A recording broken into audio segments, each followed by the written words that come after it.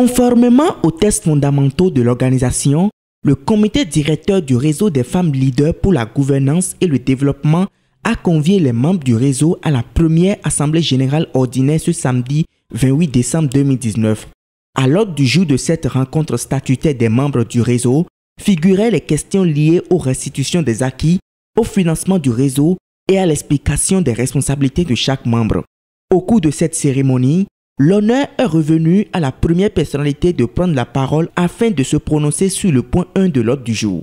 La consultation continentale de la jeunesse s'est organisée sous les auspices de la stratégie d'engagement de la jeunesse de l'architecture de gouvernance africaine, AGA.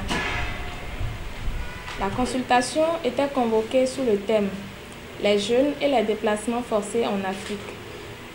Tendances, défis et perspectives vers des solutions durables ». L'objectif principal de la consultation fut de fournir aux jeunes un espace sûr pour contribuer au discours sur la recherche des solutions durables aux déplacements forcés en Afrique.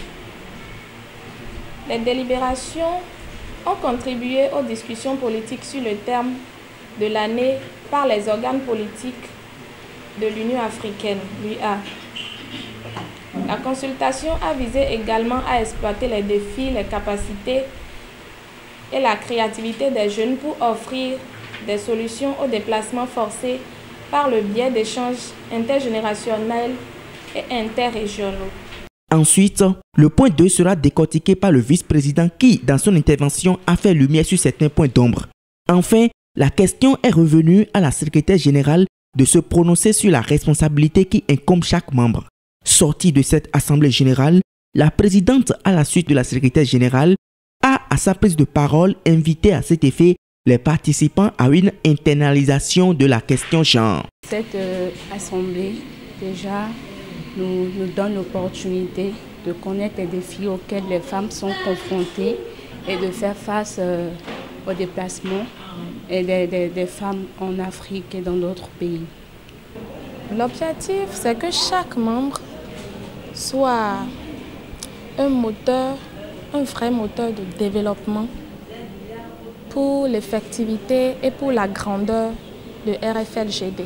Dans les zones reculées, nous avons constaté que beaucoup de femmes sont condamnées pour les travaux champêtres, n'ont pas la liberté d'action, la liberté d'expression.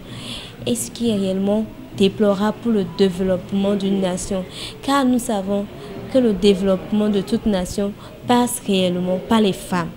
Par les femmes, car ce sont elles les mères d'une nation, car ce sont elles qui sont porteuses de tout enfant. Mais si déjà ces femmes sont déjà marginalisées, si déjà ces femmes n'ont pas la paix, si déjà ces femmes n'ont pas cette audace, n'ont pas ce courage de s'exprimer, comment pourront-elles transmettre un message, une éducation de base à ces enfants? Notons que cette assemblée générale est axée sur le thème femmes et déplacements forcés en Afrique, tendances, défis, perspectives vers les solutions durables. Assemblée générale terminée, les organisations internationales et sous-régionales sont donc invitées à appuyer ces genres d'initiatives pour l'intégration de la dimension genre dans le plan de développement économique et social.